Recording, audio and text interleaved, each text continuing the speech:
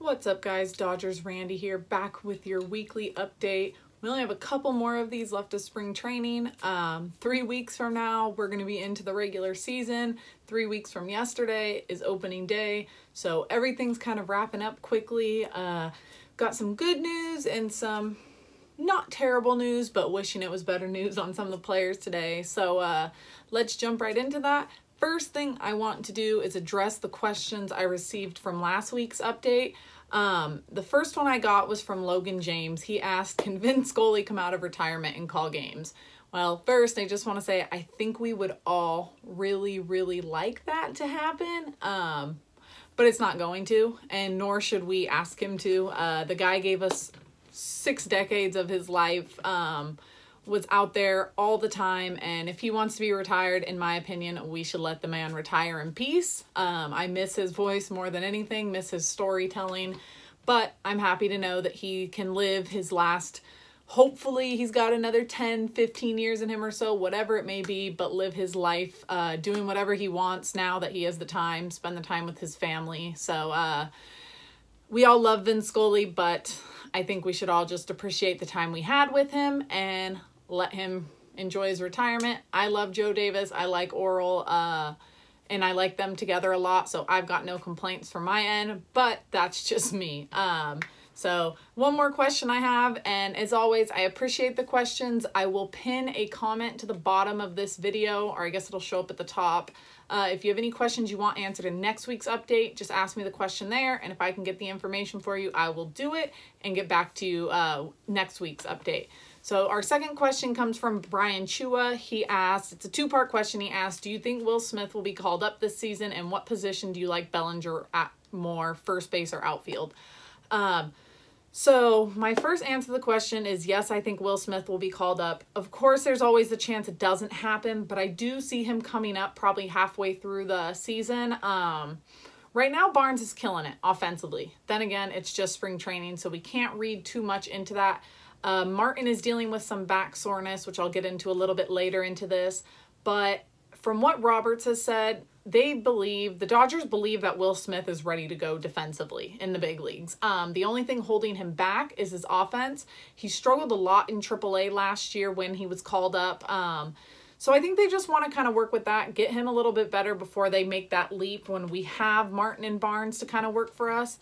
If a trade happens for some reason at the trade deadline and they want to keep Will Smith, I could see them possibly shipping off Barnes somewhere. Nobody's really going to want Martin, so I doubt that anything's going to happen there. I doubt they're going to be picking up anyone or getting rid of him. They probably won't even get rid of Barnes because you never know what can happen with Will Smith. But I do see him getting some time. If not, he will for sure be on the roster in 2020, but then he'll probably be battling out with Ruiz. So for him, it's best for him to come up this year and get some work in. I think we'll see him, but who knows for how long.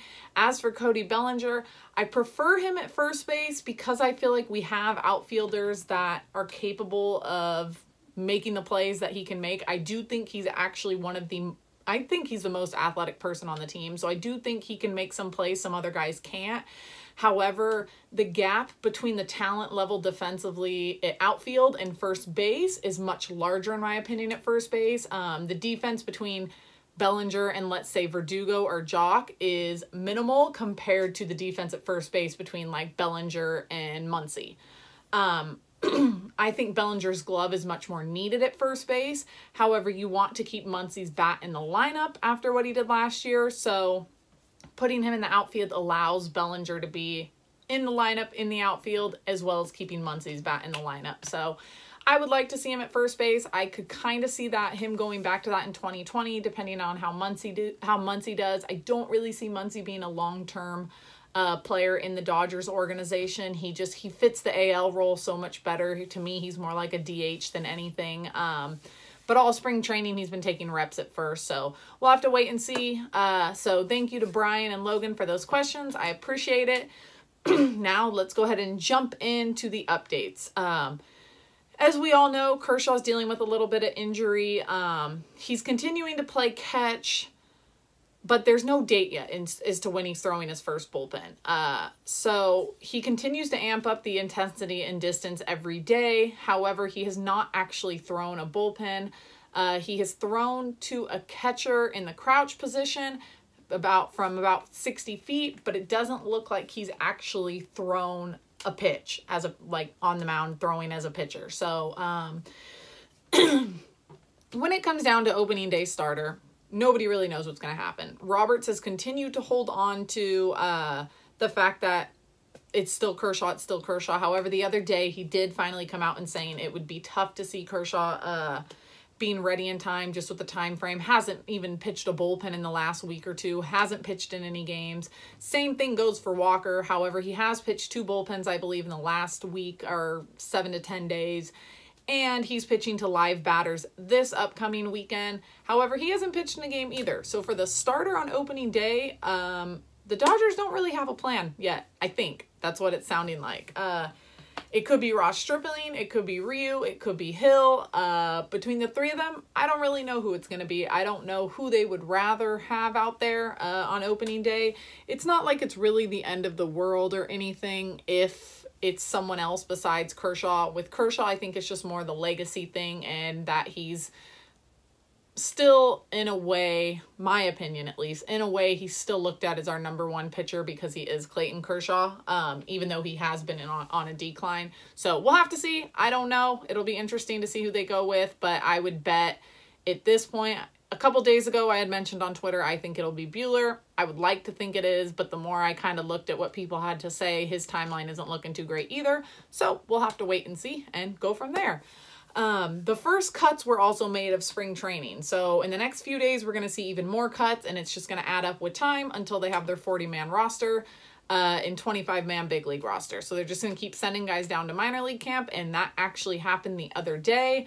The first group of guys to get sent down was left-handed pitcher Adam McCreary, left-handed pitcher Josh Smoker, right-handed pitcher Joe Broussard, right-handed pitcher Daniel Crisino, and right-handed pitcher Jensen Therion were all sent to minor league camp after, I think it was Wednesday's game, I think is when the announcement came out. So just expect to keep hearing more of that. We'll hear more pitchers, more position players. Usually I feel like it's the minor league pitchers to go first because you can still have the minor leaguers get those at bats in against big league pitching, especially guys they might want to see on the team in 2020. But the guys mentioned below have struggled a little bit, at least some of them, in spring training. So they're not making the big league roster. So they're sent down to camp, and that gives more time for the guys who should be up there. So as always, we're at the point now where I've got tweets from all different writers, reporters.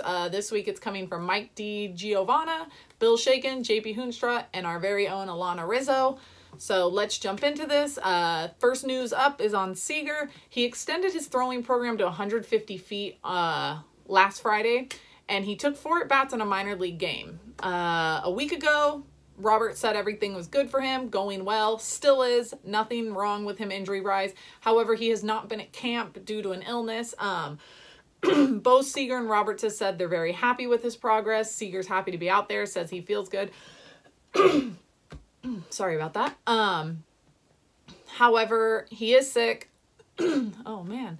They said it had nothing to do with an injury, nothing to do with his hip or elbow, just he's dealing with a little bit of an injury right now. So hopefully we see him out there in the next day or two. We want to get those at-bats in. Really want him out there for opening day.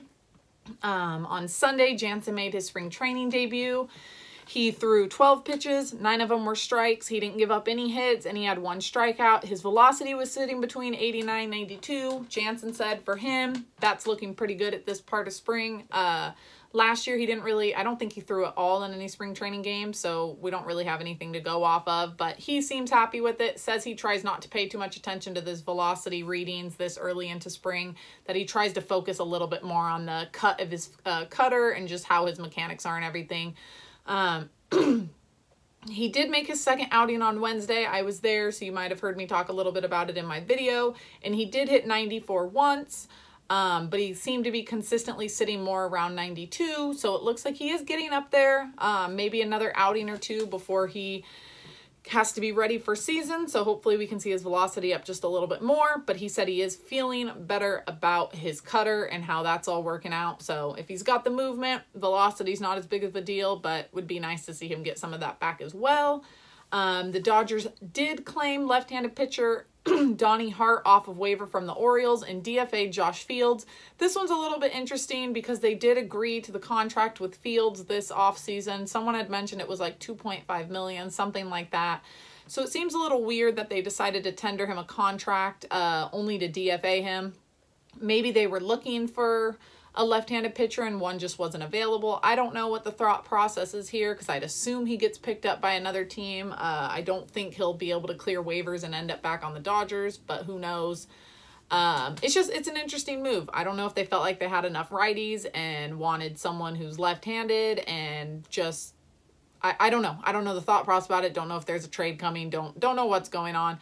Someone actually in the video yesterday had mentioned that they believe he's a lefty, left-handed pitcher, a lefty specialist, and they showed a video of him striking out Bryce Harper. So maybe they felt like they needed more lefty specialists, not knowing how Cingrani's going to do, and Alexander constantly up and down when he comes out of the bullpen. So Hart is 28 years old, and he's made 95 MLB appearances with a 3.43 ERA. Dodgers pitching staff is known for constantly changing and helping guys and making them better. So I'm not going to stress on his ERA and just see, who knows if he'll even be on the big league team or what they'll do with him. So it'll be interesting to see what happens there and what happens with Fields. Austin Barnes, he's been killing it this spring.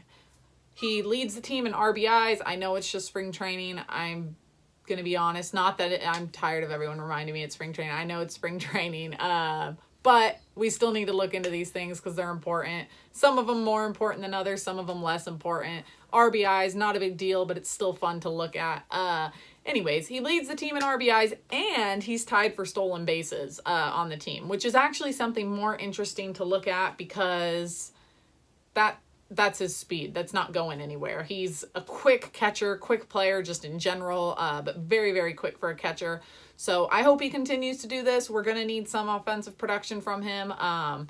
Guys like Jock and Pollock are struggling, and Muncy a little bit more. However, it does come to the point where it is just spring training, so it's not too much to read into. But dealing with, like I had mentioned earlier, Martin, he hasn't been participating in games or full week workouts for, I believe it's now been like the past week, dealing with a sore back. He swung his bat for the first time in a while at Wednesday. So things like that are why we need Barnes to be at the top of his game, because Martin is up there in age. We don't know how he's going to hold up. He believes he just went a little too hard in the batting cages and that caused him to have the sore back. So hopefully that's all it is. Because we don't want to be out a catcher on opening day. Don't want to have to force Will Smith up there and have him not be ready to go offensively because Martin is hurt. So hopefully he's feeling better, doesn't take it too hard anymore, and we can see him out there in a game, hopefully in the next day or two. Buehler is throwing against, like I mentioned, live hitters for the first time this weekend. Bummed I'm not out there to see it. Hopefully someone will get video, but I think that'll be really great to see where he's at. He will need to build up his stamina if we want to see him on opening day, and that's kind of why I don't think it'll happen. Roberts is still sticking by that Buehler will be ready to go when opening day approaches. Not necessarily saying he'll pitch that day, but he'll be in the rotation ready to go, so that's great news. If somebody is on the IL, holding myself back from saying DL and I hate it. If somebody does end up on IL, Stripling is going to be the first guy that steps into the rotation is what it's sounding like. So if Kershaw does start the season on the IL, which in my opinion looks like it's likely, maybe not, but I would think maybe they should rest him and just take things slow. We got enough guys to fill in the spot. I'd rather him be healthy for the second half of the season more than anything. So who knows? Maybe Stripling ends up out there on opening day. Plenty of options. So that's another one to keep an eye on for that. Baez made his spring training debut last Friday. He did not do very well. He gave up 2 solo home runs, which I guess isn't the worst thing. My opinion on home runs are it's one bad pitch. And it's one great swing. At the end of the day, these are big league hitters on the other side of it. Every pitcher struggles. But he did have 3 strikeouts in that inning. So he did give up the 2 home runs, but he did have the 3 strikeouts, which means he's still got his command, and he's still working on some things. And I did see him pitch in his second outing, did much better, didn't give up any home runs, looked a lot more comfortable out there. So I think he's just getting it put together. A couple of the guys really struggled in their first outings and then looked much better in their second. So we'll see when Baez comes out for his third and see how that one goes. But I'm hoping for a big year from him because I think we're going to need it. We don't know how things are going to pan out with Jansen or Kelly. So I really hope Baez is able to step it up just like he did last year. And speaking of bullpen, last thing of the day, Joe Kelly was scratched from his Wednesday night appearance. He was supposed to be pitching. Apparently he's dealing with a tight back. Nothing you ever want to hear for a pitcher. Backs are a pain. Then they start overcompensating, messing up their elbows, shoulders, whatever the case may be. We saw that happen with Kershaw last year. However, he is expected to throw a bullpen today and return to game action soon. So he's not too stressed out about it. Team is hoping that it's just something minor. Not sure what could have caused it. So hopefully he just slept wrong and it's something like that and it didn't happen from throwing a pitch.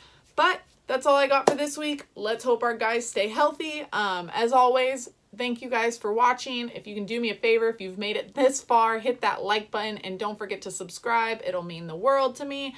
I appreciate you guys and taking the time out of your day to listen or watch me on YouTube. It means the world to me.